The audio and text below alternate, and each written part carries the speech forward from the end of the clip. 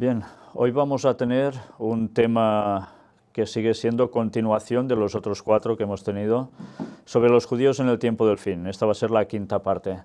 Y hoy vais a ver que es un tema especial porque vamos a tocar algunos textos bíblicos, pero vamos a leer bastante sobre escritos de Ellen White. Antes de nada vamos a empezar con una oración. Padre nuestro, te agradecemos, Señor, por la verdad que nos dejas en tu palabra. Una verdad que necesitamos conocer, sobre todo ahora que estamos en los últimos tiempos.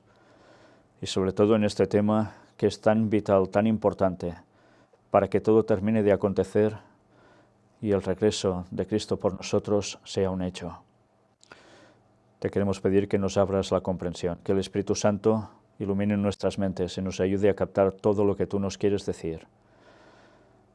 Y que nos ayude, Señor, a hacer también los cambios necesarios en nuestra vida para consagrarnos plenamente a ti, para que tú puedas actuar a través nuestro y llevar el mensaje de salvación a todos los que sean necesarios, judíos y gentiles. Perdona nuestros pecados. En el nombre de Jesús te lo pedimos. Amén.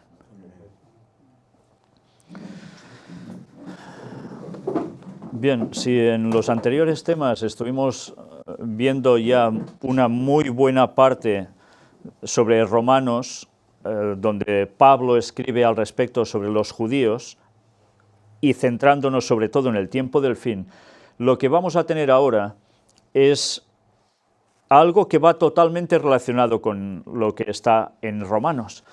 Al principio quizás os puede llegar a parecer que no, pero veréis cómo el escrito de Ellen White nos va llevando prácticamente en un hilo hasta los precisos momentos finales de la historia de la humanidad que tienen que ver mucho con este tema que estamos tratando. Pero me gustaría que antes de nada cogieseis vuestras Biblias, no os va a aparecer el texto en imagen, y busquéis el capítulo 3 del libro de Mateo, donde vamos a ver que allí aparece Juan el Bautista. Y hay unas palabras con una connotación que evidentemente nos van a dar que pensar. Versículos del 7 al 12. Al ver él que muchos de los fariseos y de los saduceos venían a su bautismo, les decía: generación de víboras, ¿quién os enseñó a huir de la ira venidera? Haced, pues, frutos dignos de arrepentimiento, y no penséis decir dentro de vosotros mismos: a Abraham tenemos por padre, porque yo os digo que Dios puede levantar hijos a Abraham aún de estas piedras. Y ya también el hacha está puesta a la raíz de los árboles. Por tanto, todo árbol que no da buen fruto es cortado y echado en el fuego. Yo la verdad os bautizo en agua para arrepentimiento, pero el que viene tras mí, cuyo calzado yo no soy digno de llevar, es más poderoso que yo. Él os bautizará en Espíritu Santo y fuego. Su aventador está en su mano, y limpiará su era, y recogerá su trigo en el granero y quemará la paja en fuego, que nunca se apagará. Esto es un episodio ya del pasado, evidentemente, cuando Juan empezaba a bautizar.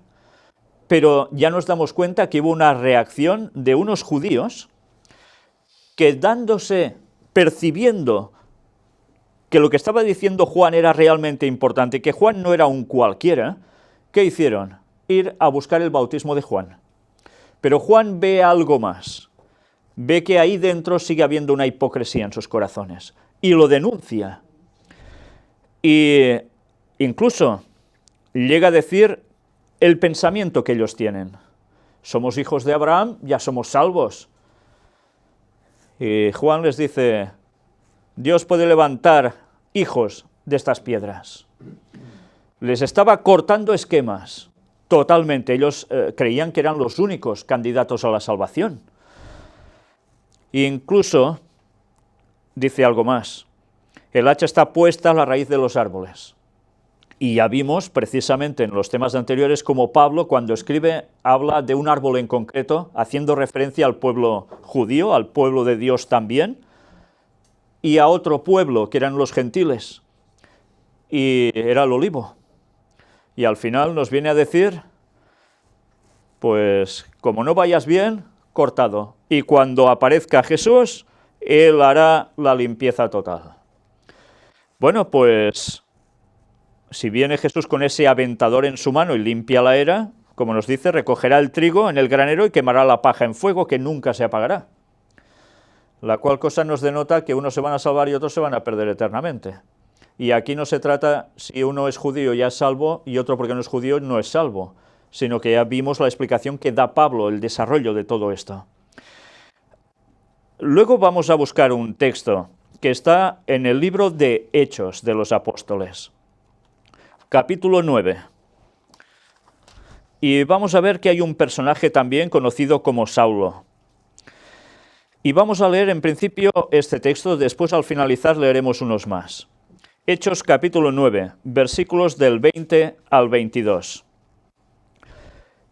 Enseguida predicaba a Cristo en las sinagogas, diciendo que este era el Hijo de Dios. Fijaos que este es Saulo cuando ya es converso, ya pasa a ser Pablo. Y todos los que le oían estaban atónitos y decían, ¿no es este el que asolaba en Jerusalén a los que invocaban este nombre, y a eso vino acá para llevarlos presos ante los principales sacerdotes? Pero Saulo mucho más se esforzaba y confundía a los judíos que moraban en Damasco, demostrando que Jesús era el Cristo. Ahí está la clave. Él, como judío, debía encarar a los otros judíos presentando que Cristo, Jesús, era ese Cristo, el Mesías. ¿Y cómo encaraba esto? Les decía sencillamente, mira, uno murió en la cruz, ese es el Mesías. ¿Ya está?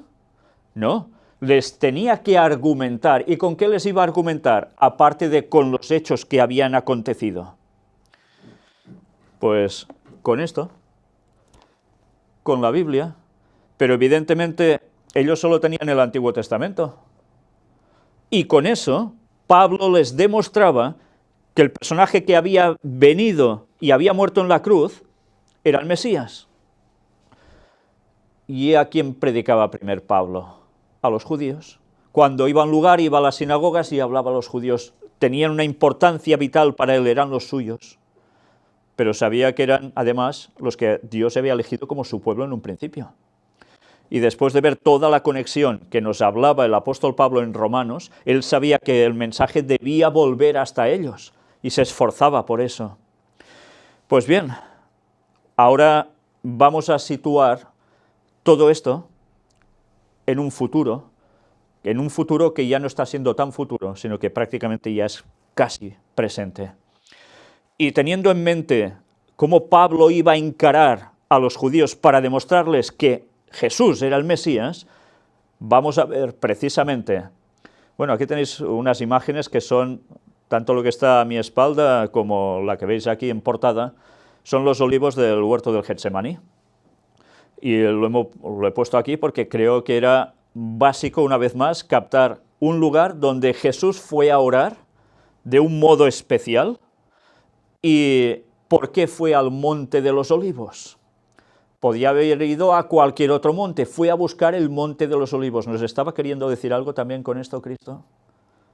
Cuando hablaba también de buscar el estar todos unidos y pasar por esa agonía final, fue a ese lugar a orar, Y recordemos que aquí es donde tuvo los problemas. Pues bien, los olivos es emblema para judíos, pero también para esos gentiles que se iban a acoplar a este buen olivo. Ahora vamos a ver los escritos de Ellen White sobre el papel de los judíos en el tiempo del fin. Y es toda una lectura que todos los que tengáis el libro en vuestras casas o los podáis bajar por internet, podéis seguirla también y leer todos los capítulos que queráis porque todo el libro es impresionante. Pero nosotros vamos a destacar algo de aquí mientras vamos leyendo. El libro en cuestión es Los Hechos de los Apóstoles, se titula igual que el libro bíblico, pero este es escrito por Ellen White. Y en el capítulo 35 nos habla de la salvación ofrecida a los judíos. Y vamos a ver cómo nos vuelve a los tiempos de Pablo.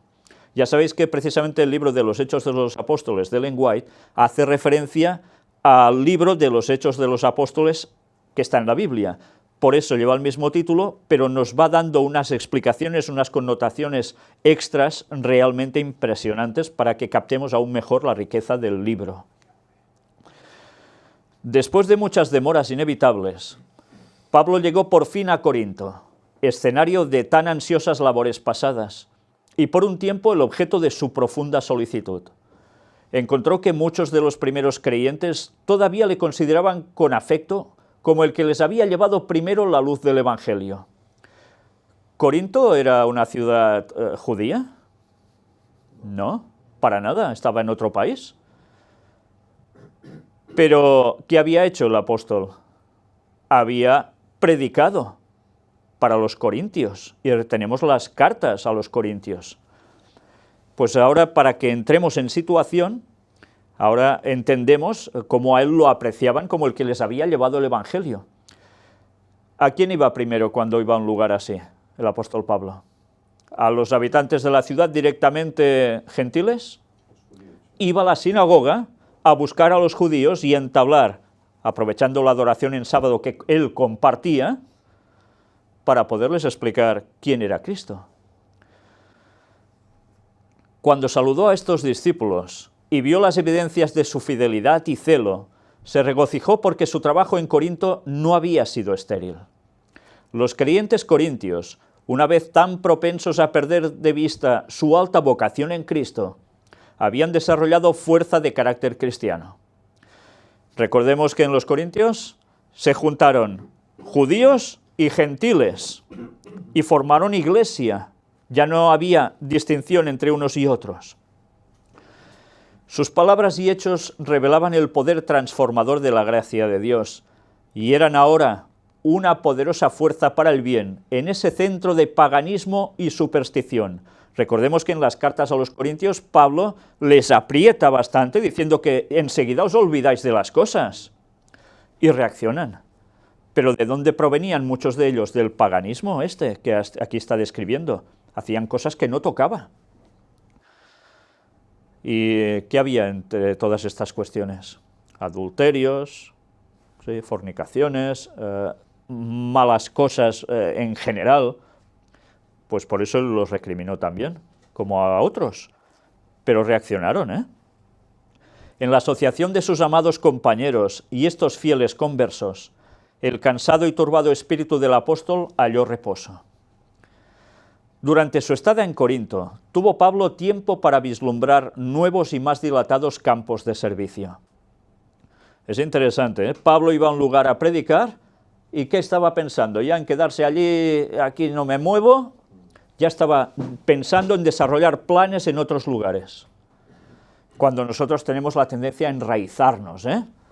Él no, él sabía a lo que iba, tenía que predicar el Evangelio a todo el mundo, y ese era su objetivo. Y mientras estaba en un lugar ya pensaba dónde iría después. Y mirad ahora, pensaba especialmente en su proyectado viaje a Roma. ¿Por qué quería él ir a Roma? Porque Roma era el centro de todo el imperio de esos momentos, del imperio romano, y sabía que dar el mensaje allí era como clavar un estandarte en medio del corazón de esa bestia que era el imperio romano, ¿no? Una de sus más caras esperanzas y acariciados planes era ver firmemente establecida la fe cristiana en la gran capital del mundo conocido. Ya había una iglesia en Roma, y el apóstol deseaba obtener la cooperación de sus miembros para la obra que debía hacerse en Italia y otros países. O sea, para él Roma era un salto hacia otros países. ¿Por qué? Quería la cooperación de los miembros de esa iglesia. ¿Y hacia qué otros países podía saltar el Evangelio a partir de allí? Mirad, ¿él de dónde procede? ¿Zona de Israel? De la zona de Israel pasa a la zona de Corinto, todas las iglesias del Asia Menor, ¿y qué hace? Su siguiente paso es seguir avanzando hacia Occidente, Roma como el centro, el enclave del imperio, ¿pero se quería detener allí? No, de allí ya pensaba en seguir evangelizando, ¿hacia dónde? Claro, podemos pensar, sí, hacia el norte de Europa, hacia donde sea, sí, pero él tenía otro objetivo después, que ya iremos viendo, y que está verdaderamente al occidente de Roma. A fin de preparar el camino para sus labores entre aquellos hermanos, muchos de los cuales le eran todavía desconocidos, Les escribió una carta anunciándoles su propósito de visitar a Roma y su esperanza de enarbolar el estandarte de la cruz. ¿Dónde? En España. Tarsis, que se decía también en la Biblia. Él quería enarbolar el estandarte de la cruz en España. ¿Por qué tenía ese objetivo? Es para pensar. O sea, no le dio para poner su estandarte en Francia, o en Alemania, o en... No. Iba a por España. Porque precisamente en España, sefarat, había una comunidad importante de judíos que provenían de un linaje, y que no era un linaje askenazi, sino que era semita, eran semitas. Ya sabéis que los judíos básicamente se dividen en dos, los que vienen de Sem y los que vienen de Askenaz, que pasan a ser otra cosa que después se añaden al pueblo judío, pero que no provienen precisamente de Sem, y son los que han adueñado básicamente la palabra judío para ellos, cuando en verdad no han sido judíos auténticos, sino que fueron añadidos, y son los que terminan siendo conocidos como los dueños de la banca mundial, los Rockefeller, los Rothschild y tantos más. Bueno, básicamente los que se instauraron en el norte de Europa, en zonas germánicas, y también después en Inglaterra, etcétera, etcétera. Y que ahora pasan a ser los que complican en cierta parte, y en mucha parte, esta gente banquera, el mundo, porque son los que mueven grandes intereses comerciales y, como no, gobiernos, y por tanto, problemas bélicos, entre otros. Pero son un grupo de personas, ¿eh? Y no todos los askenazis son malos, ni mucho menos, pero hay una élite entre ellos que no ayudan para nada a lo que sería una labor divina. Pero aún hay más, y ya quizás veremos más adelante por qué quería además llegar el apóstol Pablo a España. Habían, sí, los sefardíes, los sefarditas, pero él pensaba en algo especial que podía surgir de España. Ya lo veremos en su momento, si Dios quiere. En su epístola a los Romanos, Pablo expuso los grandes principios del Evangelio. Declaró su posición respecto a las cuestiones que perturbaban a las iglesias judías y gentiles, y mostró que las esperanzas y promesas que habían pertenecido una vez especialmente a los judíos, se ofrecían ahora también a los gentiles. Quizás ahora estaréis diciendo, ¿y por qué retrocedemos tanto en la historia si vamos a hablar de los judíos en el tiempo del fin? Pues vais a ver cómo, cuando empieza hablando de pasado, Ellen White nos hará toda una posición progresiva hasta llevarnos al tiempo final. Pero si no captamos esto, difícilmente vamos a entender lo que vendrá después. Con gran claridad y poder, el apóstol presentó la doctrina de la justificación por la fe en Cristo. Esperaba que otras iglesias también fueran ayudadas por la instrucción enviada a los cristianos de Roma. Ahora, quizá algunos no se habrían planteado por qué en la Biblia pone carta a los romanos del apóstol Pablo. Leímos el libro de los romanos y ya está. Pero es porque estaba dirigiéndose a los cristianos que estaban en Roma, por eso se llama así.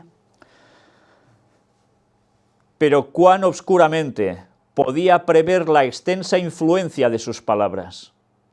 A través de todos los siglos, la gran verdad de la justificación por la fe ha subsistido como un poderoso faro para guiar a los pecadores arrepentidos al camino de la vida.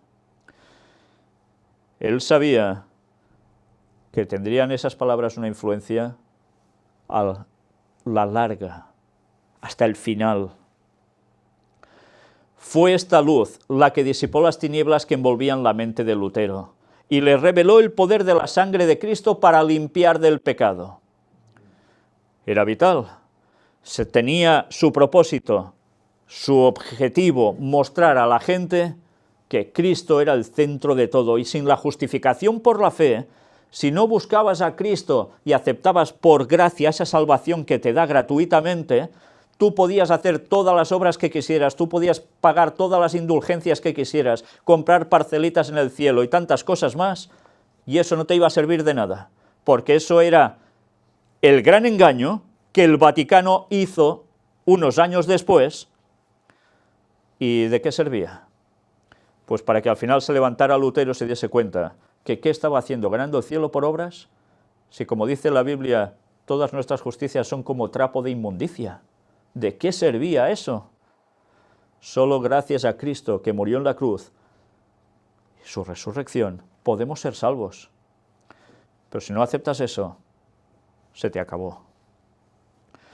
La misma luz ha guiado a la verdadera fuente de perdón y paz a miles de almas abrumadas por el pecado.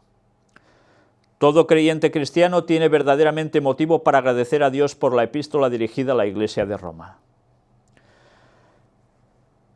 Y mirad en qué contexto nos ha puesto a Lutero.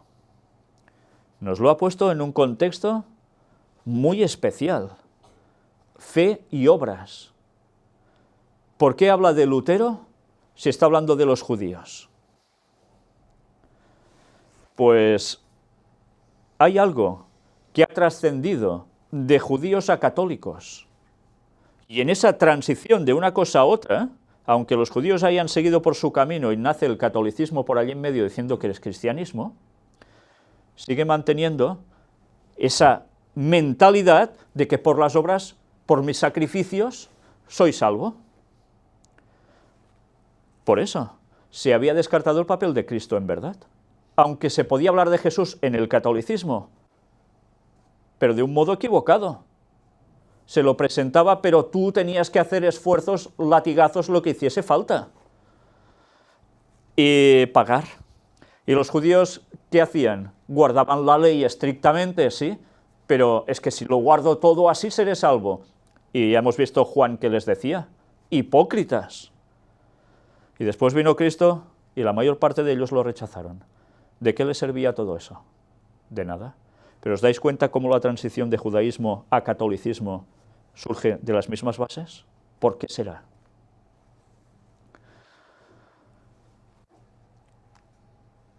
Todo creyente cristiano tiene verdaderamente motivo para agradecer a Dios por la epístola dirigida a la Iglesia de Roma. Todos. ¿Por qué? Porque en el fondo tiene que ver con todo lo que hemos visto en Romanos 10, 11 y 12. Porque iba mucho más allá, sí, justificación por la fe, pero que iba a implicar también por allí en medio el tema de los judíos en el tiempo del fin. Y debemos estar agradecidos, porque Pablo escribió eso.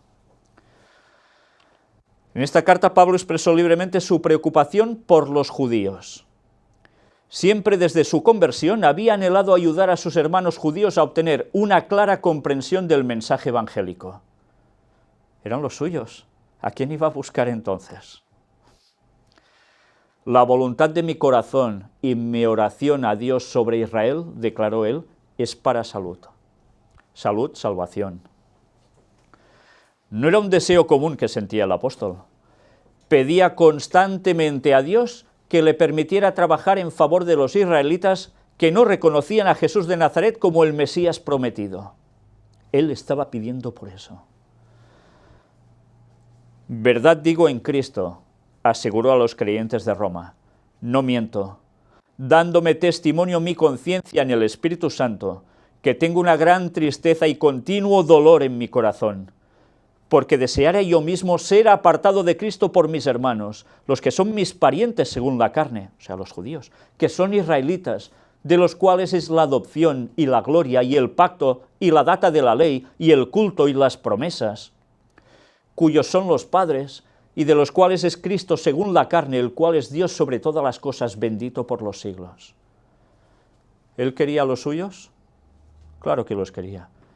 ¿Habían rechazado a Cristo y los había dejado de lado? ¿Ya no quería ni predicarles el mensaje?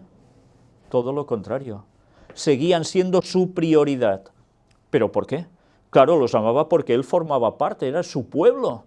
Es como si nosotros, yo en este caso soy catalán, y digo, mira, me voy a predicar a buscar todos los demás y dejo a los míos.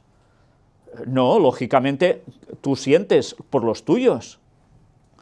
¿Y por qué en este caso Dios había buscado a Pablo para hacer esta labor? Porque no la podía hacer ningún otro que no fuera judío.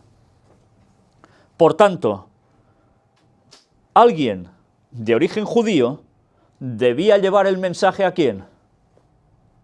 A los judíos. A todo el mundo después, pero especialmente también a los judíos. Por eso fue seleccionado, porque si no era judío, ¿quién les iba a dar el mensaje a ellos? ¿Quién entraría en una sinagoga y se quedaría tan ancho? ¿Les podría hablar? Imposible. Bueno, pues Dios tuvo que hacer algo. Y esto en tiempos de Pablo. Ya sabéis que siempre hay una historia cíclica que parece repetirse, es curioso. Y hemos hablado una vez más, él provenía de judíos. Tened esto presente. Los judíos eran el pueblo escogido de Dios por medio del cual se había propuesto bendecir a todo el género humano. A través de los judíos. De entre ellos Dios había levantado muchos profetas. Es curioso, ahora me detengo un momento y digo, ¿y si Ellen White era profeta? ¿Cuáles serían sus raíces? Pues mirad una vez más su árbol genealógico y veréis que provenía de judíos. Y algo que era una sospecha, pude constatarlo cuando, gracias a Dios, tuve medios para conseguir esa genealogía y poder comprobar lo que era de pensar como una evidencia. Dios podía coger de ese linaje a alguien para seguir dando el mensaje al mundo y también a ellos. ¿Cómo no? Y como profeta, ¿cuál sería su origen? Pues judío. Yo no sé si Elena White conocía muy bien sus orígenes, no tengo ni idea, pero tantas veces hemos hablado de aquellos que son judíos por genealogías y lo desconocen en la actualidad. Pero hay algo en ellos ahí, aún, y ya iremos hablando sobre eso. Estos habían predicho el advenimiento de un Redentor que iba a ser rechazado y muerto por aquellos que hubieran debido ser los primeros en reconocerlo como el prometido. Estos profetas debían tener esta misión. El profeta Isaías, mirando hacia adelante a través de los siglos y presenciando el rechazamiento de profeta tras profeta y finalmente el del Hijo de Dios, fue inspirado a escribir concerniente a la aceptación del Redentor por aquellos que nunca antes habían sido contados entre los hijos de Israel. Interesante, ¿eh? Fue inspirado a escribir concerniente a la aceptación del Redentor por aquellos que nunca antes habían sido contados entre los hijos de Israel. Por tanto, Isaías, en sus predicciones, en su profecía, en sus escritos, no solo iba a hablar de judíos, iba a hablar también de esos gentiles que tendrían, cómo no, esa unión en Cristo también. Imaginaos las profecías de Dios referente a estos temas, cómo iban mucho más allá del apóstol Pablo, ya estaban en el Antiguo Testamento. Y esto los judíos deben conocerlo, que profetas como Isaías ya estaban tratando ese tema por inspiración divina. Y ellos a veces esto lo han pasado por alto y han seguido con esa exclusividad, ¿no? Refiriéndose a esta profecía, Pablo declara, e Isaías determinadamente dice, fui hallado de los que no me buscaban, manifiésteme a los que no preguntaban por mí. Mas acerca de Israel dice, todo el día extendí mis manos a un pueblo rebelde y contradictor. Leímos este texto precisamente en Romanos, escrito por Pablo. Él no se había inventado nada, lo estaba recogiendo de Isaías. Mirad una vez más, el Nuevo Testamento da luz a las palabras del Antiguo Testamento, sin el cual puede generar una confusión. Cuando se demuestra a qué se estaba refiriendo ese texto, todo aparece con una claridad meridiana. Aunque Israel rechazó a su hijo, Dios no los rechazó a ellos. Mirad estas palabras, porque hay personas, incluso adventistas, que dicen, no, fueron rechazados, porque Cristo murió en la cruz, no lo aceptaron, quedaron rechazados y se acabó. No. Dios no los rechazó a ellos, incluso habiendo rechazado a su hijo. Lo rechazó en parte. Escuchemos cómo continúa Pablo su argumento. Digo pues, ¿ha desechado Dios a su pueblo? En ninguna manera, porque también yo soy israelita, de la simiente de Abraham, de la tribu de Benjamín. No ha desechado Dios a su pueblo, al cual antes conoció. ¿O no sabéis qué dice de Elías la Escritura? Cómo hablando con Dios contra Israel dice: Señor, a tus profetas han muerto y tus altares han derruido, y yo he quedado solo y procuran matarme. Mas, ¿qué le dice la divina respuesta? He dejado para mí 7.000 hombres que no han doblado la rodilla delante de Baal. Así también aún en este tiempo han quedado reliquias por la elección de gracia. Estos textos los estuvimos comentando, escritos por Pablo. Pero mirad qué dice: así también aún en este tiempo han quedado reliquias por la elección de gracia. ¿Quién es la elección de gracia? Es Cristo el que selecciona, el que da la gracia. Han quedado reliquias. ¿Han quedado qué? Restos, remanente. Israel había tropezado y caído, pero esto no hacía imposible que se volviera a levantar. En respuesta a la pregunta, ¿han tropezado para que cayesen? El apóstol replica: en ninguna manera, mas por el tropiezo de ellos vino la salud a los gentiles, para que fuesen provocados a celos, tal como contamos la otra vez. Y si la falta de ellos es la riqueza del mundo, y el menoscabo de ellos la riqueza de los gentiles, ¿cuánto más el henchimiento de ellos? Porque a vosotros hablo, gentiles. Por cuanto, pues, yo soy apóstol de los gentiles, mi ministerio honro, por si en alguna manera provocase a celos a mi carne, e hiciese salvos a algunos de ellos. A algunos de ellos. ¿Dice a todos ellos? A algunos de ellos, porque él sabe que no todos iban a aceptar la salvación, no todos querían aceptar a Cristo. Pero él aún y así buscaba esos algunos.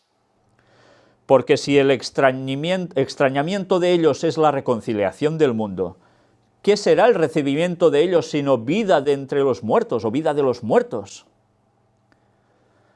Es fantástico. Es volver a recuperar lo que estaba perdido. Y Cristo murió también por ellos. Era el propósito de Dios que su gracia se revelara entre los gentiles, tanto como entre los israelitas. Esto había sido anunciado claramente en las profecías del Antiguo Testamento. El apóstol usa algunas de estas profecías en su argumento. ¿O no tiene potestad el alfarero, pregunta, para hacer de la misma masa un vaso para honra y otro para vergüenza? Recordad una vez más el tema del alfarero, el tema del barro. ¿Cómo fuimos hechos nosotros? ¿Adán de qué fue hecho? Del barro. Por tanto, cuando se habla del barro, se está hablando del ser humano. Y se trata también de lo que hace un alfarero, es modelar. Y puede ser que haga algo para honra y otra cosa para vergüenza. Pues bien, está en las manos de Dios. ¿Y qué si Dios, queriendo mostrar la ira y hacer notoria su potencia, soportó con mucha mansedumbre los vasos de ira preparados para muerte y para hacer notorias las riquezas de su gloria, mostrólas para con los vasos de misericordia que él ha preparado para gloria, los cuales también ha llamado, es a saber, a nosotros, no solo de los judíos, mas también de los gentiles? ¿Qué razonamientos da Pablo, A veces cuesta seguir el hilo, porque escribe de un modo que si o vas siguiendo todos sus conceptos o en un momento de despiste te pierdes. Pero bien, mirad lo que nos dice aquí, retrocedo. Soportó, ¿quién? Dios, con mucha mansedumbre, los vasos de ira preparados para muerte. Dios soportó los vasos de ira preparados para muerte. ¿Quiénes eran estos vasos?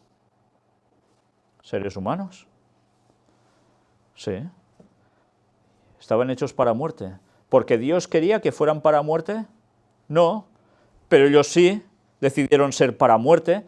¿Y Dios qué hizo? ¿Los sacó de encima de un plumazo? No, con mucha mansedumbre los soportó.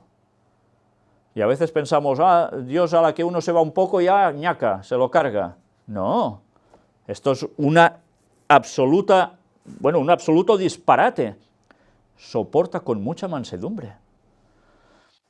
Y además, ¿no tuvo que soportar también los vasos de ira al propio Cristo, en sentido metafórico? Haciéndolo o pasándolo realmente mal por culpa de los que estaban allí, haciéndole todo lo que le hicieron, y soportó, con misericordia y mansedumbre. Como también en Oseas dice, llamaré al que no era mi pueblo, pueblo mío, y a la no amada, amada. Y será que en el lugar donde les fue dicho, vosotros no sois pueblo mío, allí serán llamados hijos del Dios viviente. Y cita Oseas 1:10. Una vez más, no para de citar el Antiguo Testamento para que captemos la plenitud de todo el mensaje. Y ahora esto ya nos lleva a pensar, si él utilizaba este argumento y con estos argumentos llegaba a quién, a gentiles, pero ¿a quién más? ¿A judíos? ¿Nosotros ahora seremos más listos y dejaremos de utilizar estos argumentos para llegar a ellos? A pesar del fracaso de Israel como nación, había entre ellos un buen remanente que se salvaría. Más claro no se puede ser. ¿Se está inventando algo Ellen White cuando escribe esto? Fijaos que lo hemos demostrado, no se inventa absolutamente nada. Se basa en las palabras del Antiguo Testamento y del Nuevo Testamento, por los profetas y por el apóstol Pablo. O sea que habría un buen remanente que se salvaría de ellos. ¿Pero un buen remanente es todo el pueblo? ¿Por más buen remanente que sea? No. En el tiempo del advenimiento del Salvador, había hombres y mujeres fieles que habían recibido con alegría el mensaje de Juan el Bautista y habían sido inducidos a estudiar de nuevo las profecías concernientes al Mesías. El episodio que hemos leído de Juan al principio, de Juan Bautista, hacía referencia a hipócritas, a los fariseos que estaban por allí, pero aún y así hubo otros que aceptaron el mensaje de corazón. Y mirad una vez más, ¿a qué les llevó todo esto? A estudiar de nuevo las profecías concernientes al Mesías. ¿Les daremos estos mensajes a los judíos para que les lleve a estudiar de nuevo las profecías concernientes al Mesías? Cuando se fundó la iglesia cristiana primitiva, estaba compuesta de estos fieles judíos que reconocieron a Jesús de Nazaret como aquel cuyo advenimiento habían anhelado. O sea, formaron una muy buena base. A este remanente se refiere Pablo cuando escribe, si el primer fruto es santo, también lo es todo, y si la raíz es santa, también lo son las ramas. ¿Cuál era el origen de esta iglesia cristiana? Judíos conversos. De los buenos de verdad, se habían convertido, habían aceptado a Cristo. Pero ya veremos una vez más, como el diablo sabe que la base ya era demasiado buena, ¿y qué tenía que hacer?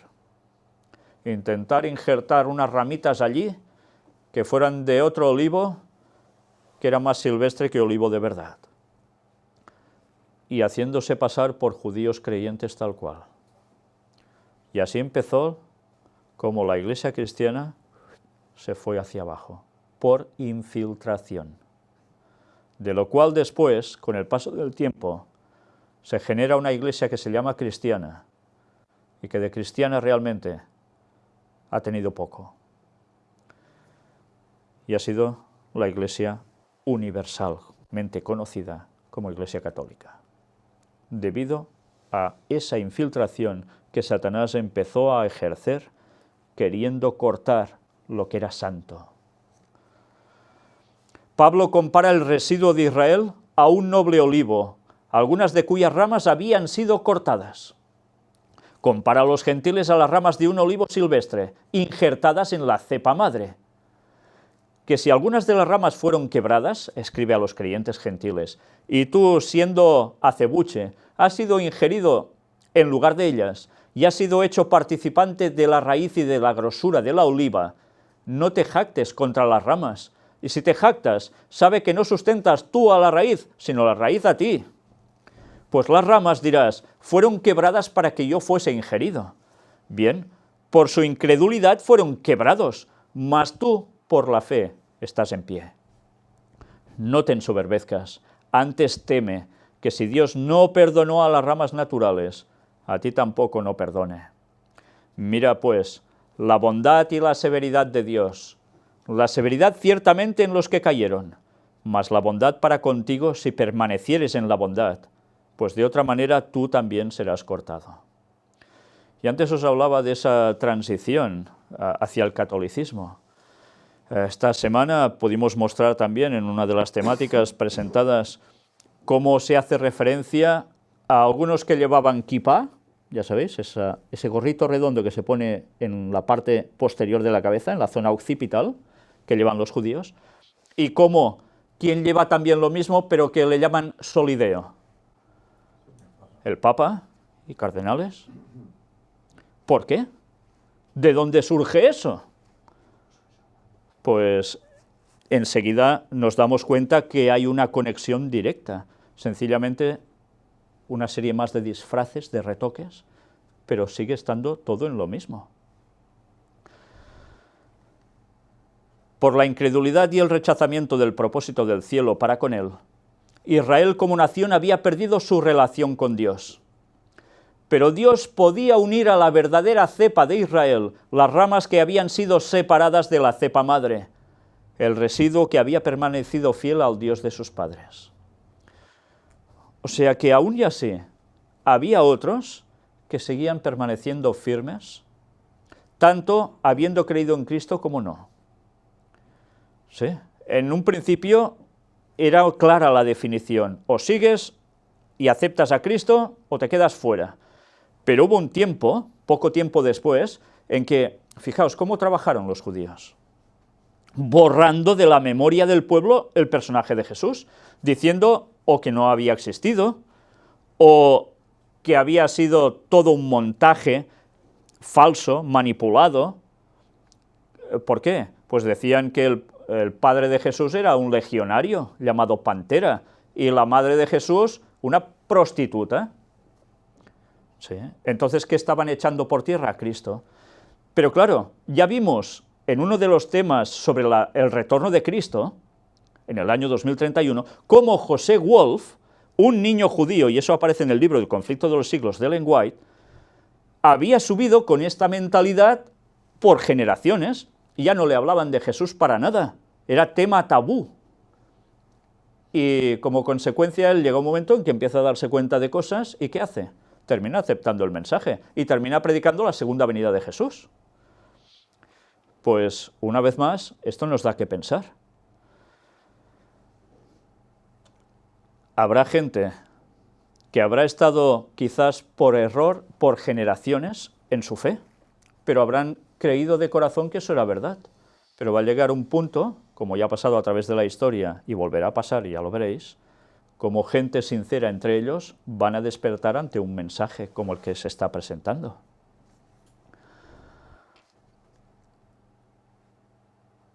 Pero Dios podía unir a la verdadera cepa de Israel las ramas que habían sido separadas de la cepa madre, el residuo que había permanecido fiel al Dios de sus padres, y aun ellos, declara el apóstol respecto a las ramas quebradas, si no permanecieren en incredulidad, serán ingeridos. Qué poderoso es Dios para volverlos a ingerir. ¿Dios es poderoso para hacer eso? Claro. Pues si algunos de esos que lo han dejado todo, que ya no creen para nada en Cristo, que ni se lo plantean, se les da el mensaje, Dios es poderoso para volverlos a injertar. Si tú, escribe a los gentiles, eres cortado del natural acebuche, y contra natura fuiste ingerido en la oliva, ¿cuánto más estos, que son las ramas naturales, serán ingeridos en su oliva? Es normal, si ya son de los suyos, es una cosa natural. Porque no quiero, hermanos, que ignoréis este misterio, para que no seáis acerca de vosotros mismos arrogantes, que el endurecimiento en parte ha acontecido en Israel. ¿Dice en pleno? En parte. Hasta que haya entrado la plenitud de los gentiles, y luego todo Israel será salvo.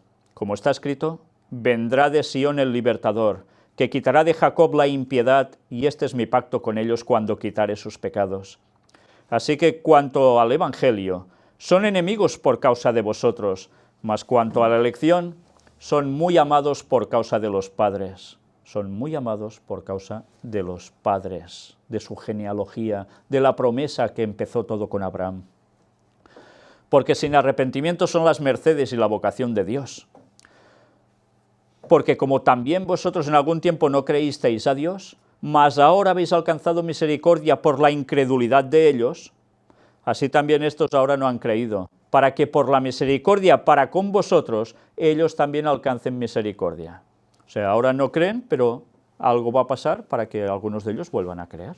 Alcanzarán la misericordia. El círculo otra vez se cierra. Porque Dios encerró a todos en incredulidad, para tener misericordia de todos. Oh profundidad de las riquezas de la sabiduría y de la ciencia de Dios. Cuán incomprensibles son sus juicios e inescrutables sus caminos. Porque, ¿quién entendió la mente del Señor? ¿O quién fue su consejero? ¿O quién le dio a él primero para que le sea pagado? Porque de él y en él son todas las cosas. A él sea gloria por los siglos. Porque de él y en él son todas las cosas, ¿incluidos quién? Los judíos y los gentiles, todos. Y ahora Ellen White, después de citar estas palabras de Romanos que ya estuvimos analizando, nos dice, así muestra Pablo que Dios es abundantemente capaz de transformar el corazón del judío y del gentil igualmente, y de conceder a todo creyente en Cristo las bendiciones prometidas a Israel. Por tanto, las bendiciones prometidas a Israel, que algunos pueden recibir y otros no porque rechazan, ¿de quién pasan a ser? Tanto de los judíos que aceptan como de los gentiles que aceptan. Y esto, en definitiva, ¿qué es? El nuevo Israel. El nuevo Israel que junta a unos y otros. El Israel espiritual, como es conocido.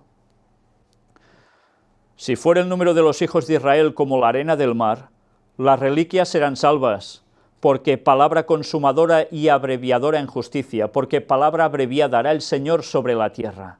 Palabra abreviada, ¿eh? Palabra abreviada, ¿qué quiero decir? ¿Cómo lo explicaríais, palabra abreviada? Se acorta la palabra, se da deprisa, resumida, claro, es eso. Concentrado, claro, pam, preciso, y ya con esto, sobre todo, pensad, para unas mentes que discurren más que la mayoría del mundo. Claro, personas que ya son despiertos. Unas pocas palabras les pueden decir mucho. Y enseguida, ¡pum!, cavilar. Y como antes dijo Isaías, si el Señor de los ejércitos no nos hubiera dejado simiente, como Sodoma habríamos venido a ser y a Gomorra fuéramos semejantes. Pero dejó una simiente. Sodoma y Gomorra quedaron fulminadas, se acabó. De allí ya no hubo descendencia de nadie, aparte de los que se fueron, Lot. Entonces, ¿qué iba a pasar con los judíos? Se hubiesen cortado absolutamente. Pero Dios no tenía ese propósito con los judíos. Fijaos que los judíos han pasado por 1001 desgracias a través de toda la historia, como decían las profecías ya en Deuteronomio, y tantas otras, de cómo por rechazar al Mesías se verían así, perseguidos siempre, con temor, pero nunca han dejado de ser. ¿Por qué? Cuando otros pueblos han desaparecido de la capa de la tierra. Dios tiene un propósito con ellos. Y claro, que ya lo veremos, qué propósito. Cuando Jerusalén fue destruida y el templo reducido a ruinas, muchos miles de judíos fueron vendidos para que fueran esclavos en países paganos. Como restos de un naufragio en una playa desierta, fueron esparcidos entre las naciones. Eso ocurría en el año 70, aunque ya sabemos que también antes ya habían colonias judías, aquí, por ejemplo, en Sefarat, en España. Pero entonces, a raíz de eso, muchos más. Y eso a partir del año 70, prácticamente. Como restos de un naufragio en una playa desierta, fueron esparcidos entre las naciones. Por 1800 años los judíos, pensad que dice 1800 años porque Ellen White está escribiendo esto en los años 1800, Los judíos han vagado de país en país por todo el mundo y en ningún lugar se les ha dado oportunidad de recuperar su antiguo prestigio como nación. ¿Había nacido el Estado de Israel aquí? Aún no, Recordemos que todo el movimiento sionista es provocado expresamente, etcétera, para que ellos consigan esto, y se consume finalmente en un año, 1948, cuando las Naciones Unidas, en definitiva, ¿qué hacen? Pues darle ese lugar a la tierra de Israel a los judíos, con lo cual ya hemos visto la que se ha liado, que aún arrastramos, y esperad. Maldecidos, odiados, perseguidos, de siglo en siglo la suya ha sido una herencia de sufrimiento. Solo hace falta repasar un poco la historia. No obstante, la terrible sentencia pronunciada sobre los judíos, como nación en ocasión de su rechazamiento de Jesús de Nazaret, han vivido de siglo en siglo muchos judíos nobles y temerosos de Dios, tanto hombres como mujeres, que sufrieron en silencio. ¿Os dais cuenta? Algunos piensan, mira, los judíos rechazaron a Cristo, ya no merecen la salvación, por eso algunos pensaban había que masacrarlos a todos, decían cosas así, ¿no? Pues esto no es lo que nos dice la palabra de Dios. Ellen White, inspirada, nos está diciendo algo que además es de lógica. Entre ellos había judíos nobles y temerosos de Dios después de siglos, que, claro, no aceptaban a Jesús porque no les había llegado ese mensaje con la verdad. Pero aún y así eran gente noble, gente que hacía y creía todo lo mejor que sabían. ¿Y a todos estos Dios los iba a desechar? Si Dios es bueno y misericordioso, ¿cómo iba a hacer eso? Dios consoló sus corazones en la aflicción y contempló con piedad su terrible suerte. Oyó las agonizantes oraciones de aquellos que le buscaban con todo corazón en procura de un correcto entendimiento de su palabra. ¿Ves cómo había gente que ya buscaba entender la palabra? Aunque no sabían de Cristo, pero querían entender la palabra. Algunos aprendieron a ver en el humilde Nazareno, a quien sus padres rechazaron y crucificaron, al verdadero Mesías de Israel. Algunos sí que pudieron tener datos suficientes para comparar y decir, ¿es verdad? Quienes mis ancestros asesinaron en la cruz, pues resulta que era el Mesías. ¿Esto a quién le pasó? A José Wolf, claro. Al percibir el significado de las profecías familiares por tanto tiempo obscurecidas por la tradición y la mala interpretación, sus corazones se llenaron de gratitud hacia Dios por el indecible don que otorga Él a todo ser humano que escoge aceptar a Cristo como Salvador personal. Una vez más, poner la tradición y una mala interpretación, ¿qué hace? Pues que la verdad quede ofuscada, oscurecida, no la puedas captar, y por culpa de esto, muchos no se dieron cuenta, y esa gente aún seguían siendo nobles. Por eso Dios podía tener un pueblo también entre ellos, aunque no hubiesen aceptado a Cristo. Pero es interesante ver, una vez más, la comparativa. ¿Qué acontece ahora? Tradición y mala interpretación de la palabra de Dios. ¿Y qué sucede? Que nos enteran de las profecías familiares que nos hablaban de todo lo que ahora conocemos para esperar el retorno de Cristo. Y tantas cosas más.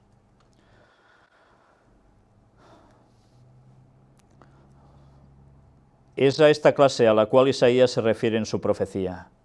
Las reliquias serán salvas.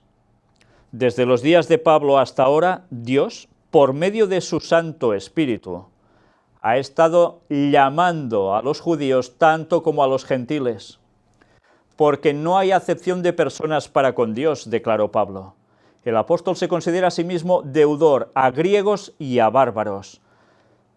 Cuando dice griegos y bárbaros, fijaos que no dice griegos y judíos, dice bárbaros. ¿Quiénes eran los bárbaros? No los barberos. Los bárbaros eran los pueblos del norte de Europa que después bajaron hacia el sur, se especula por qué circunstancias aún ahora, pero terminaron siendo después, juntándose con los pueblos que ya había en el sur de Europa, se han convertido en las naciones actuales de Europa. Por ejemplo, en Francia los galos, en Alemania los germánicos, hunos, ostrogodos, en España, galos, visigodos, celtas, todos venían del norte. ¿Y por qué les llamaban bárbaros? Sobre todo la palabra bárbaro surgió de los soldados romanos, que cuando hablaban, imaginaos ya qué lengua tan distinta a la suya, que ellos entendían que ladraban. Y bárbaro, en definitiva, significa esto, que están ladrando, como si fueran perros. Ellos entendían, guau, guau, guau, guau. Pues eso entendían, estos son bárbaros, están ladrando.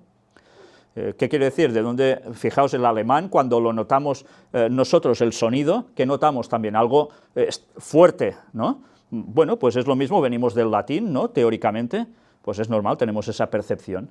Pues por eso dice a griegos y a bárbaros. Los griegos parecían todo un lenguaje más suave, más parecido dentro de todo a la forma de vocabularizar latina, que no a los de arriba. Pero ya veis, el apóstol se considera a sí mismo deudor a griegos y a bárbaros. No solo se iba a quedar para ir por España y con... No, también le interesaban los del norte, le interesaban todos. Tanto como a los judíos, pero nunca perdió de vista las indiscutibles ventajas de los judíos sobre otros. ¡Uy! ¿Qué nos está diciendo aquí? Tanto como a los judíos, pero nunca perdió de vista las indiscutibles ventajas de los judíos sobre otros. ¿Qué ventajas? Lo primero, ciertamente, que la palabra de Dios les ha sido confiada. Esto ya para empezar, a ellos. El Evangelio, declaró, es potencia de Dios para salvación, a todo aquel que cree. Al judío primeramente, y también al griego, porque en él la justicia de Dios se descubre de fe en fe, como está escrito, mas el justo vivirá por la fe. Es de este Evangelio de Cristo igualmente eficaz para el judío y el gentil, del que el apóstol en su epístola a los romanos declara que no se avergüenza. Fijaos que nos está hablando algo de un toque especial que tienen los judíos. La palabra fue dada primeramente a ellos. Pero solo termina aquí esto. ¿Qué se les dijo a los judíos que debían hacer? Al pueblo hebreo, cuando reciben los mandamientos, ¿qué otra ley se les da? Moisés recibió otra ley también. ¿Y en qué consistía? ¿En que comiesen berberechos, marisco y cerdo a patadas, a montones? Que no. ¿Qué quiere decir esto? Que debían tener una dieta y debían seguir unos principios que les irían bien para su salud, pero ¿para qué más? Su entendimiento.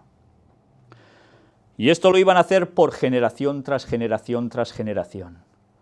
Y en consecuencia, ¿qué iba a implicar? ¿Sabéis? La ciencia está demostrando que algo que Ellen White ya escribió en su tiempo, pero que Ellen White aún lo deja con más rotundidad.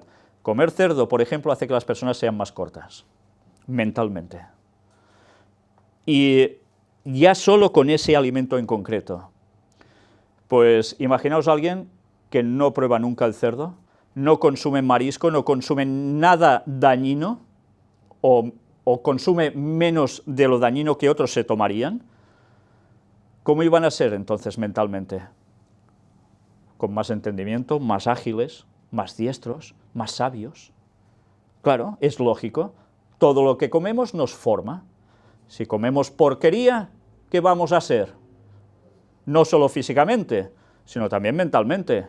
Igual, ellos no. Lo cual, entendemos esas palabras que aparecen en la Biblia por 3, 4 generaciones, etcétera, etcétera. ¿Qué estaba diciendo? Pues que aún se multiplicaría más ese entendimiento, habría más diferencia entre el pueblo de Dios que siguiera todas esas normas y el otro. Por eso cuesta tanto entender cómo el mundo protestante, porque le da la gana querer comer lo que quiera, dice que, si oro, ya el alimento está bendecido y todo eso quedó clavado en la cruz, esto ya no importa. Por favor, el alimento sigue siendo el mismo, si se le puede considerar alimento. No cambia porque sigue por arte de magia con oración. Eso pasará en caso de envenenamiento de algo y que Dios intervenga. Pero no, si tú comes cerdo, ya puedes orar por ese alimento, que si eres consciente que eso es cerdo, te hará daño en tu mente, aunque te guste mucho. Y como el cerdo con cualquier otra cosa. ¿Y qué va a pasar? Pues que cada vez vas a entender menos las cosas de Dios. ¿Y qué está pasando dentro del mundo evangélico? Que cada vez se enteran menos de la palabra de Dios y empiezan a torcer las cosas. ¿Y así dónde van a ir a parar? Pues ya lo podéis imaginar, ¿no? Pues ellos se habían conservado tan bien en este sentido que evidentemente su mente iba a ser mucho más clara. Por cierto, un dato quizás tipo anecdótico. Sabéis que en España ellos fueron expulsados en 1492, los sefarditas, y algunos tuvieron que convertirse al cristianismo sí o sí, porque si no tenían que irse a América o donde fuera, ¿no? Pues, ¿qué sucedió? Resulta que para demostrar su conversión al cristianismo, como tontos no eran, se dedicaron a sacar un montón de recetas culinarias y alimentos tipo embutidos, que se consume tanto, por ejemplo, en España, para demostrar que se habían convertido al cristianismo, y llenaron este país de cerdos por todas partes, y comiendo y dando a comer cerdo a todo el mundo. Y así está la mentalidad en este país, a unos niveles impresionantes, tantas veces, por desgracia. Sí, todo esto no pasó porque sí, y en cierto modo tomaron venganza, que a través de las generaciones ahora estamos pagando el pato, nunca mejor dicho. ¿Os dais cuenta la importancia de la nutrición? Y no estoy diciendo que todo el mundo sea bobo, pero desde luego no nos estamos ganando muchas cosas a nivel intelectual si seguimos haciendo lo que no toca. Y entonces, ¿Dios qué podía aprovechar? ¿A los que están más mal mentalmente o a los que son más hábiles mentalmente? Es obvio, ¿no? Pues ahora entenderemos el porqué de todas estas cosas de aquí en poco tiempo. Es de este Evangelio de Cristo igualmente eficaz para el judío y el gentil, del que el apóstol en su epístola a los romanos declara que no se avergüenza. Y atención ahora a esto. Cuando este Evangelio se presente en su plenitud a los judíos, ¿está hablando de qué? ¿De pasado? Estaba hablando de futuro lenguaje en su tiempo, ¿eh? Cuando este Evangelio se presente en su plenitud a los judíos, en su plenitud, no un poquito, no, plenitud. Muchos aceptarán a Cristo como el Mesías. Entre los ministros cristianos son pocos los que han sido llamados a trabajar por el pueblo judío. Pero a estos que han sido pasados por alto, a los judíos, tanto como a todos los otros, ha de darse el mensaje de misericordia y esperanza en Cristo. Bueno, yo hice una anotación allí. Profecía final sobre los judíos. Muchos se convertirán ¿a través de qué? De nuestra labor. Cuando nos encaremos y demos a los judíos un mensaje, no un cachito de mensaje, un mensaje que a ellos les haga impacto. Sí, evidentemente misericordia y esperanza de Cristo. Volver a mostrarles que Cristo estaba en la profecía. Pero además, dándoles todo lo otro que ellos son capaces de captar y que a tantos otros se les pasa totalmente. Y dirían que son locuras. Pero algo hay en ellos que aún les permitirá captar muchas cosas y entregarse a Cristo. Pero esto es profecía. Tiene que haber una labor especial hacia los judíos. Y mirad ahora esto. En la proclamación final del Evangelio, cuando una obra especial deberá hacerse en favor de las clases descuidadas hasta entonces, Dios espera que sus mensajeros manifiesten particular interés en el pueblo judío, que se halla en todas partes de la tierra. Es verdad, ahora hay la nación de Israel, pero aún donde están muchos de los judíos, siguen estando dispersos en muchas partes de la tierra. Por ejemplo, Francia es donde hay más judíos de Europa. No están todos en Israel. Pero ¿os habéis dado cuenta? Hemos descuidado a muchas clases. Ahora debe haber un mensaje particularmente especial, el interés para el pueblo judío también.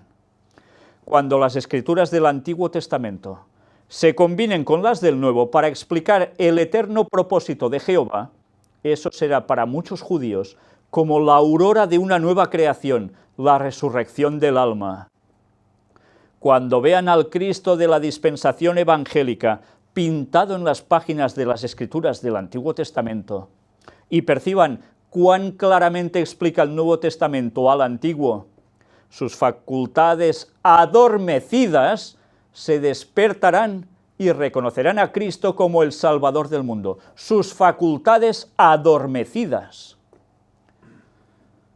Algo va a hacer que puede despertar un mensaje en concreto, lo que llevan dentro, que está dormido, pero que está allí. ¿Y por qué está allí?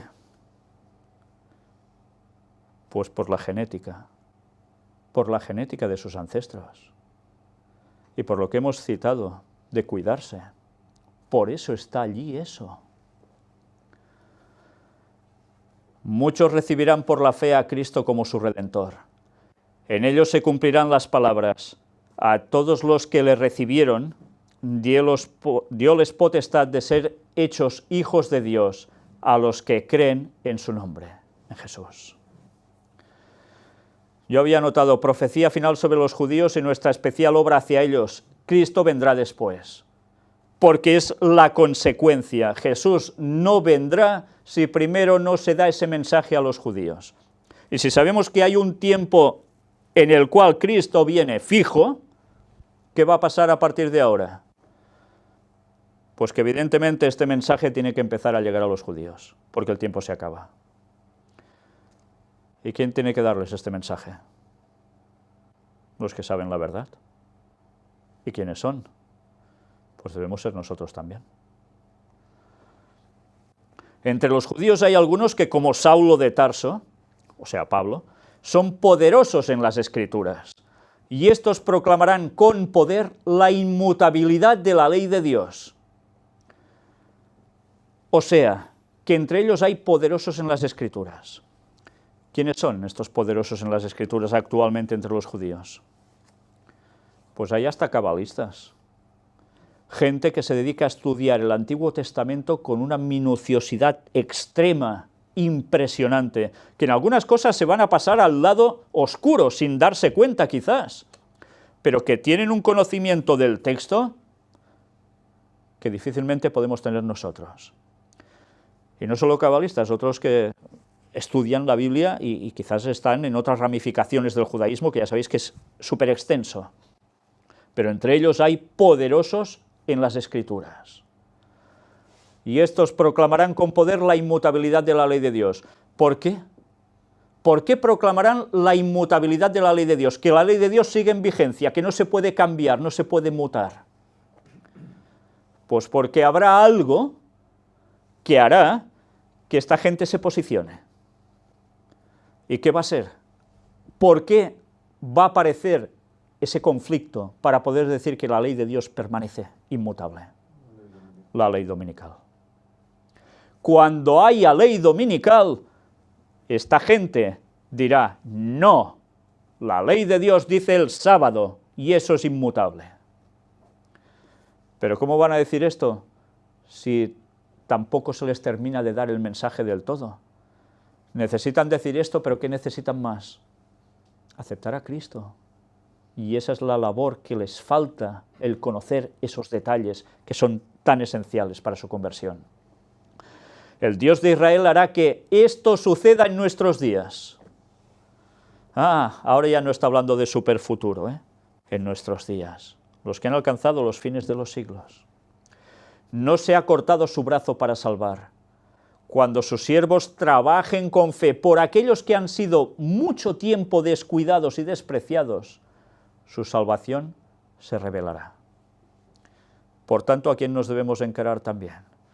Yo por ser catalán solo a los catalanes, el otro por ser francés solo a los franceses, el otro por ser de no sé dónde a los de no sé dónde. Todos debemos tener como objetivo dar el mensaje a los judíos, porque seguramente además muchos de nosotros venimos de judíos y algunos ni lo saben. Bueno, yo había notado, los judíos conversos del final serán los proclamadores potentes de la ley de Dios del sábado, son poderosos en el conocimiento bíblico. Por tanto, Jehová que redimió a Abraham, dice así a la casa de Jacob: no será ahora confundido Jacob, ni su rostro se pondrá pálido, porque verá a sus hijos, obra de mis manos en medio de sí, que santificarán mi nombre, y santificarán al Santo de Jacob, y temerán al Dios de Israel. Y los errados de espíritu aprenderán inteligencia, y los murmuradores aprenderán doctrina. Profecía del Antiguo Testamento para los judíos del fin. Esta gente va a despertar. Esta gente va a aceptar el nombre de Cristo. Van a ser inteligentes, van a captar. Hasta los murmuradores aprenderán doctrina. La verdad. Y esto en nuestros días. Otro libro de lenguaje, Profetas y Reyes. Si Israel hubiese escuchado los mensajes de los profetas, se le habría ahorrado la humillación que siguió. Pero el Señor se vio obligado a dejarlo ir en cautiverio porque persistió en apartarse de su ley. El mensaje que le mandó por Oseas fue este: mi pueblo está destruido por falta de conocimiento. Por cuanto tú has rechazado con desprecio el conocimiento de Dios, yo también te rechazaré, puesto que te has olvidado de la ley de tu Dios. Interesante, ¿eh? Y sabemos que esto tiene aplicación también futura. ¿Y para quién? Para la Iglesia Adventista, ¿eh? En toda época la transgresión de la ley de Dios fue seguida por el mismo resultado. En los días de Noé, cuando se violó todo principio del bien hacer y la iniquidad se volvió tan arraigada y difundida que Dios no pudo soportarla más, se promulgó el decreto: raeré los hombres que he criado de sobre la faz de la tierra. Génesis 6:7. En los tiempos de Abraham, el pueblo de Sodoma desafió abiertamente a Dios y a su ley, y se manifestó la misma perversidad, la misma corrupción y la misma sensualidad desenfrenada que habían distinguido al mundo antediluviano. Los habitantes de Sodoma sobrepasaron los límites de la tolerancia divina y contra ellos se encendió el fuego de la venganza. El tiempo que precedió al cautiverio de las 10 tribus de Israel se destacó por una desobediencia y una perversidad similares. No se tenían en cuenta para nada la ley de Dios, y esto abrió las compuertas de la iniquidad sobre Israel. Oseas declaró: Jehová pleitea con los moradores de la tierra, porque no hay verdad, ni misericordia, ni conocimiento de Dios en la tierra. Perjurar y mentir, matar, hurtar y adulterar prevalecieron, y sangres se tocaron con sangres. Esto escribe Oseas 4. Las profecías de juicio que dieron Amós y Oseas iban acompañadas de predicciones referentes a una gloria futura. A las 10 tribus, durante mucho tiempo rebeldes e impenitentes, no se les prometió una restauración completa de su poder anterior en Palestina. Hasta el fin del tiempo, habrían de andar errantes entre las gentes. ¿Qué está diciendo aquí? Se habla de, las tribus perdidas de Israel, ¿no? Algunos dicen solo una, pero no, es que en verdad hubo una dispersión de todos ellos. Y aunque algunos ahora estén en Israel, ¿dónde están todos los demás? Errantes entre las gentes. Y estar errantes entre las gentes quiere decir que también se mezclaron con las gentes. Por tanto, ya no habría solo linajes puros de judíos, por decirlo de algún modo, sino que también se mezclarían con los otros habitantes. Pero aún habría una línea genética por allí, pululando.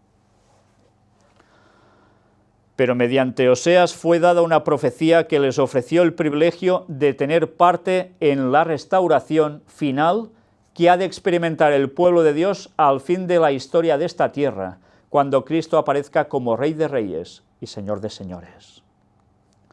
Yo había notado aquí, los judíos tendrán parte en la restauración final del pueblo de Dios al fin de la historia. Y es así. Está claro, ¿no? Declaró el profeta: muchos días estarán los hijos de Israel sin rey, y sin príncipe, y sin sacrificio, y sin estatua, y sin efod, y sin terafim. No tendrían templo. Después agregó el profeta: volverán los hijos de Israel y buscarán a Jehová su Dios, y a David su rey, y temerán a Jehová y a su bondad en el fin de los días. O sea que en el fin de los días, algunos de ellos, ¿qué hacen? Vuelven a Dios. En un lenguaje simbólico, Oseas presentó a las 10 tribus el plan que Dios tenía para volver a otorgar a toda alma penitente que se uniese con su iglesia en la tierra las bendiciones concedidas a Israel en los tiempos cuando éste le era leal en la tierra prometida. O sea que ellos van a recuperar esas promesas porque se añadirán ¿a quién? Al Israel espiritual. Se va a juntar el Israel físico, algunos, con los que se han ido añadiendo.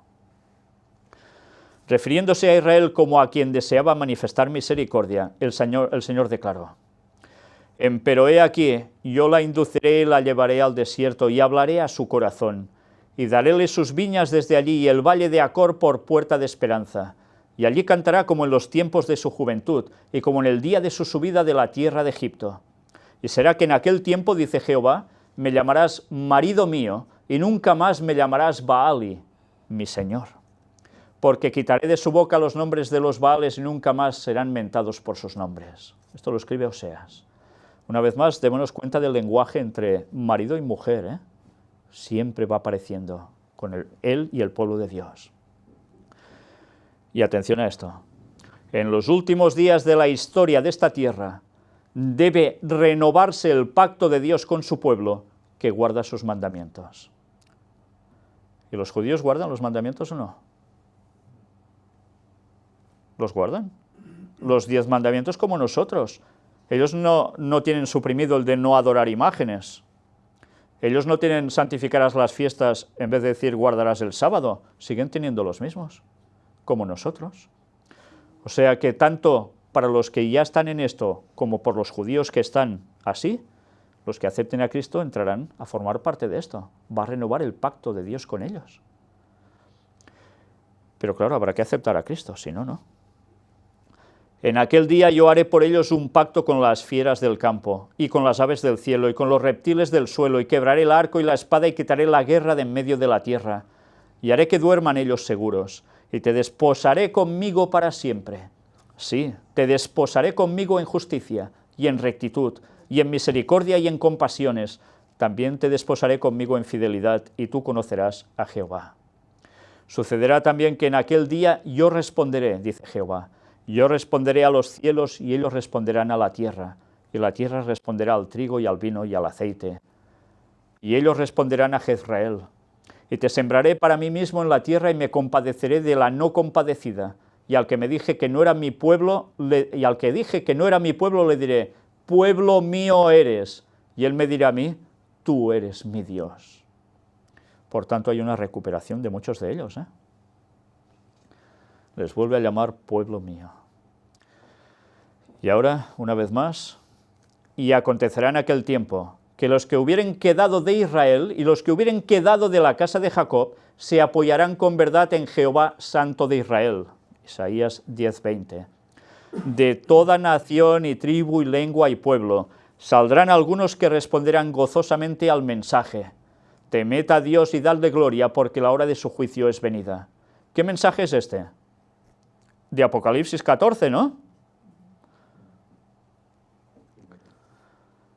Los 3 ángeles. Y por tanto, ya sabemos que cuando se habla de los 3 ángeles, en el último tiempo, ¿cuál es el mensaje que se añade? El del 4.º ángel. O sea que ese mensaje es el que debe llevarles a que por fin se añadan al pueblo de Dios. Se apartarán de todo ídolo que los una a la tierra, y adorarán a aquel que ha hecho el cielo y la tierra y el mar y las fuentes de las aguas. Se librarán de todo enredo y se destacarán ante el mundo como monumentos de la misericordia de Dios. Se van a destacar ante el mundo como esos monumentos. ¿Satanás ha podido terminar con el pueblo judío alguna vez? No, nunca. ¿Y por qué le ha molestado el pueblo judío a Satanás? Aunque no hubiesen aceptado a Cristo. Porque seguían ostentando el sábado como día de Dios. Y eso para él sigue siendo un grave problema. Y los ha manipulado y los ha llevado por los cerros de Úbeda, pero aún están conservando el sábado muchos de ellos. Y evidentemente eso va asociado con Apocalipsis 14, el mensaje de los 3 ángeles que pintan a Dios como ¿qué? El Creador. Y el sábado, ¿a quién nos lleva? Al Creador. La creación. Se librarán de todo enredo y se destacarán ante el mundo como monumentos de la misericordia de Dios. ¿Por qué? porque Dios ha tenido misericordia de ellos hasta ahora, los ha aguantado. ¿Cuánta gente aún se pregunta cómo puede ser que aún existan los judíos con todas las desgracias que les han pasado durante tantísimos años? Dios los ha mantenido porque aún tiene que sacar de allí a alguien, un pueblo para él. Pero no a todos, claro, por desgracia. Obedientes a los requerimientos divinos, serán reconocidos por los ángeles y por los hombres como quienes guardaron los mandamientos de Dios y la fe de Jesús. Por tanto, lo habrán aceptado. Dejándolo todo, los judíos de todas partes destacarán ante el mundo como monumentos de la misericordia de Dios. Eso lo anoté porque vale la pena destacarlo. He aquí vienen días, dice Jehová, en que el que ara alcanzará al segador, y el pisador de las uvas al que lleva la simiente, y los montes destilarán mosto y todos los collados se derretirán, y tornaré el cautiverio de mi pueblo Israel, y edificarán ellos las ciudades asoladas, y las habitarán, y plantarán viñas, y beberán el vino de ellas, y harán huertos, y comerán del fruto de ellos, pues los plantaré sobre su tierra, y nunca más serán arrancados de su tierra que yo les di, ha dicho Jehová, Dios tuyo. Y algunos cogen esto y dicen, hace falta otra vez el Estado de Israel, porque estaba profetizado que así sucedería. Y bajo ese texto interpretan que ellos restauran Israel, cuando esto está haciendo descripción de cuando Jesús ha vuelto y ¿qué sucede? Hay el milenio y después del milenio se baja la tierra, se purifica la tierra de un modo total porque es la destrucción de los malvados que han resucitado, más de Satanás y sus ángeles. ¿Y qué va a hacer el pueblo de Dios? ¿Dónde va a habitar? El pueblo de Dios de todas las épocas que ha sido salvo. ¿En la Nueva Jerusalén solo? No, allí se irá a adorar en sábado, pero ¿dónde va a vivir el pueblo de Dios? Por toda la tierra. Por eso se van, como dice aquí, a reedificar los lugares. ¿Y qué va a decir el pueblo de Dios? Va a alabar al Señor, pero ¿qué harán también? Pues, como nos dicen otros textos, eso, plantarán viñas, comerán el fruto de ellas, ¿no? Y así tantas cosas más. Nadie edificará para que otro habite, dice el texto bíblico también, ¿no? Cada uno se hará su casa. Pues eso es al final de todo, y resulta que el sionismo ha hecho entender que estos textos se aplican ahora al Estado de Israel. Y Satanás ha consumado un gran engaño, en el cual católicos, protestantes y judíos sionistas han caído de lleno en la trampa de Satanás, para que cuando venga él y se instaure en el tercer templo de Jerusalén, todos crean que ese es el momento definitivo a la culminación de esos textos bíblicos, esas profecías. Qué bien ha jugado Satanás, qué bien. Pues nosotros vamos a terminar aquí lo que son las referencias de Ellen White, que creo que valía la pena que mucha gente conocieran, porque sé que muchas personas desconocían que Ellen White habría escrito del papel de los judíos en el tiempo del fin, aún veremos más cosas, pero que básicamente ellos son importantísimos para defender la ley de Dios en el fin de los tiempos. Por eso debemos llevarles el mensaje. Y ahora, además, quisiera que me acompañarais en 4 textos bíblicos. Vamos a leer 3. Hechos, capítulo 17. Vamos a leer versículos del 1 al 5. También sobre Pablo. Pasando por Anfípolis y Apolonia, llegaron a Tesalónica, donde había una sinagoga de los judíos, y Pablo, como acostumbraba, fue a ellos, y por 3 días de reposo discutió con ellos, declarando y exponiendo por medio de las Escrituras que era necesario que el Cristo padeciese y resucitase de los muertos, y que Jesús, a quien yo os anuncio, decía él, es el Cristo. Y algunos de ellos creyeron y se juntaron con Pablo y con Silas, y de los griegos piadosos gran número y mujeres nobles no pocas. Entonces los judíos que no creían, teniendo celos, tomaron consigo a algunos ociosos, hombres malos, y juntando una turba, alborotaron la ciudad y asaltando la casa de Jasón, procuraban sacarlos al pueblo. Esta era la labor de Pablo. Iba también a este lugar, iba a los suyos. ¿Por qué? Porque sabía todo esto. Y él sabía que el círculo se debía completar, se debía cerrar. Y predicó, y algunos aceptaron. de los judíos. ¿Y se juntaron con quién? Con gentiles que también aceptaron, pasaron a ser el Israel espiritual, los verdaderos hijos de la promesa de Abraham, o Abraham. Pero otros, no. Y los que decían no, ¿qué hicieron con los demás? En este caso, buscarles siempre el sacarles del medio. La historia se va a repetir, ¿eh? No creáis que no se va a repetir, porque la mayoría de ellos no va a aceptar. Porque cuando venga Satanás haciéndose pasar por Jesús, ¿qué día dirá que hay que guardar sí o sí? El domingo, como han marcado las leyes desde Estados Unidos por el papado y a todo el mundo. Y que los que dicen que el sábado es el día de Dios, no puede ser, tienen que terminar con eso, o se convierten o son liquidados, decreto de pena de muerte. Y muchos judíos van a aceptar ¿qué? A ese nuevo Mesías que están esperando, según interpretan esas profecías, que les va a dar un falso mensaje. Y van a aceptar el domingo como día de reposo, al igual que muchos adventistas. Por eso Dios tendrá un remanente del remanente, porque no va a quedar otra. Otro texto más. Primera de Corintios, capítulo 1, versículos del 22 al 24. Porque los judíos piden señales y los griegos buscan sabiduría. ¿Os dais cuenta qué distintos unos de otros? Sí, unos buscan señales. Si había señal, creo. ¿Cuántas veces le pedían a Jesús señales? Y Jesús, ¿qué les dijo? No os voy a dar señal sino la de Jonás y tal, ¿Por qué? Porque por emociones no te puedes servir. Tienes que ir ¿a qué? Al entendimiento, a captar las cosas.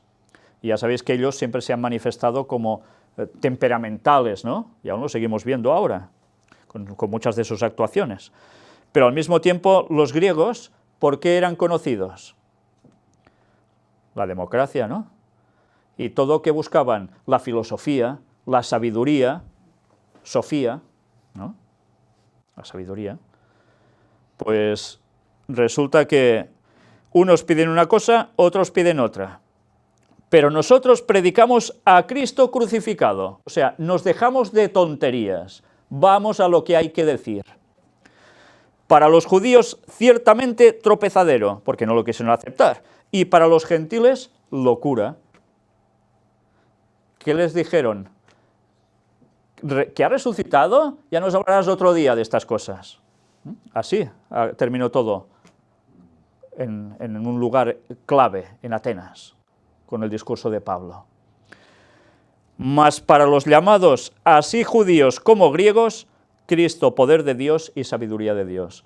O sea, los elegidos de un lado y del otro, los que verdaderamente estarán por lo que estarán, no importa si vienen de judíos o de gentiles o griegos o donde sean, van a aceptar esta verdad. Y ese es el mensaje que había que dar. Y ese es el mensaje que debemos seguir dando. Porque podemos hablar mucho de profecías, podemos hablar mucho sobre las sociedades secretas, podemos hablar mucho de muchas cosas, pero si olvidamos el personaje central, que es Cristo, y que va a volver, estamos perdidos. De nada nos van a servir todos esos conocimientos.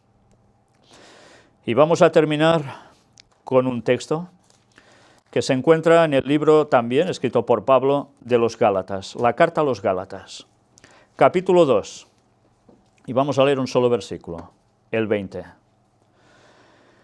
Con Cristo estoy juntamente crucificado, y ya no vivo yo, mas vive Cristo en mí, y lo que ahora vivo en la carne, lo vivo en la fe del Hijo de Dios, el cual me amó y se entregó a sí mismo por mí.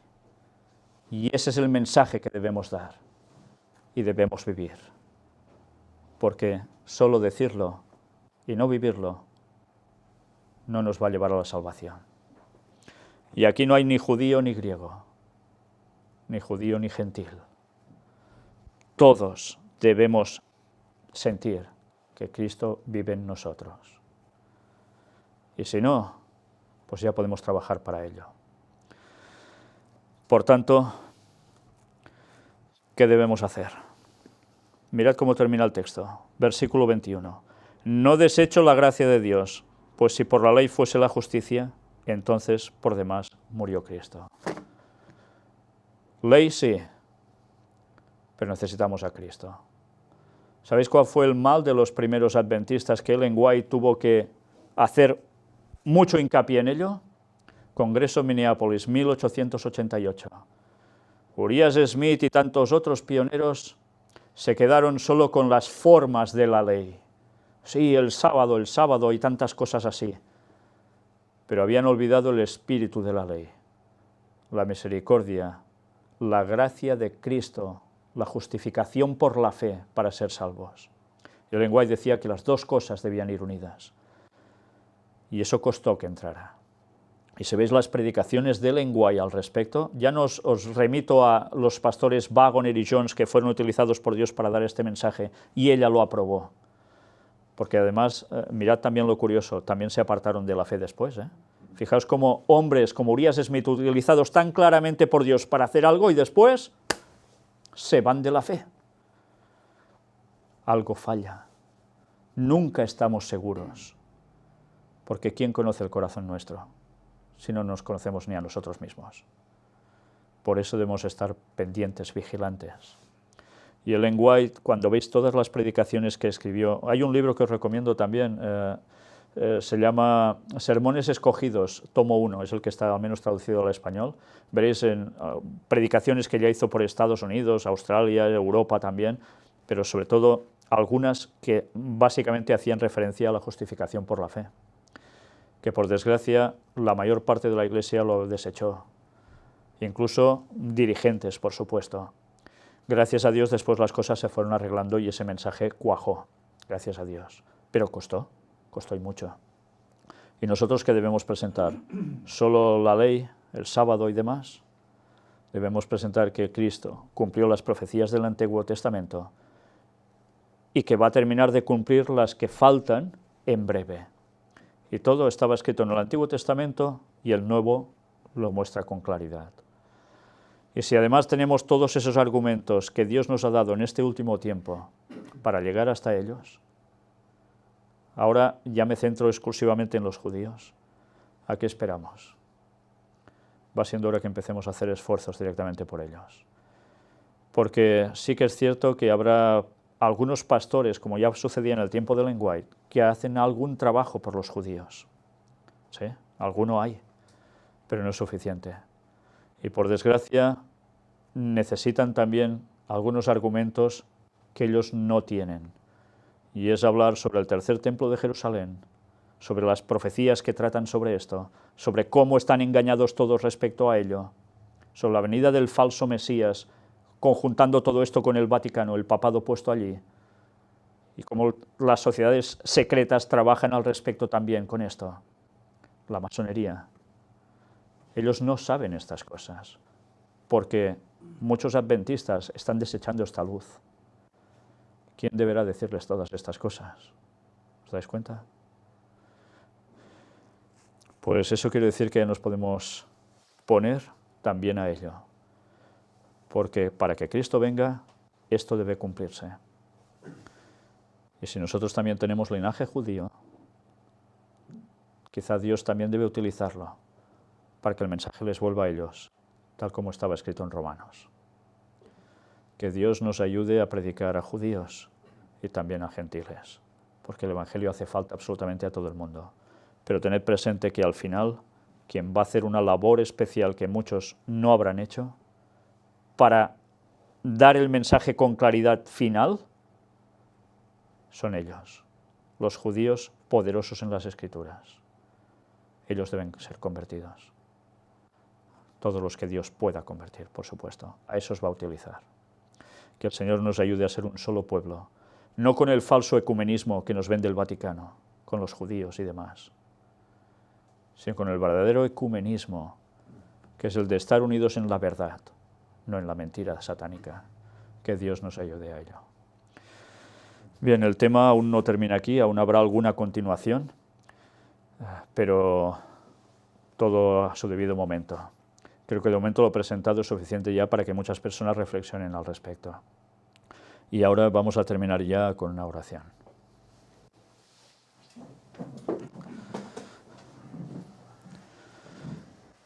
Padre nuestro, te estamos inmensamente agradecidos porque tú nos desvelaste el futuro. Tú lo sabías todo desde un principio y urdiste todo un plan perfecto para que, aunque en un principio los que eran tu pueblo te desecharon en su mayor parte, tú has seguido trabajando en muchos de ellos y has tenido misericordia para que sean salvos aún sin aceptar a Cristo, a los nobles. Pero a su vez tú tenías todo un propósito, que el Evangelio llegara hasta nosotros, para que una vez más ahora el círculo se cerrara de un modo total y el mensaje volviese hasta ellos y todos juntos seamos un pueblo, en un mismo sentir bien unidos, Señor, en ti, en tu verdad. Ayúdanos, Señor, a argumentar a judíos y a gentiles todo lo que debe venir para que todos despierten y puedan decidir si te quieren seguir o no.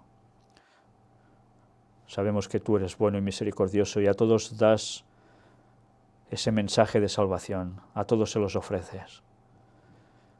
Y ayúdanos a nosotros a participar de ello y que tengamos el privilegio de seguir viendo conversiones, como ya hemos tenido de ver judíos convertidos a ti, pero también ese privilegio que nos das de ver tantos gentiles que siguen uniéndose a tu pueblo.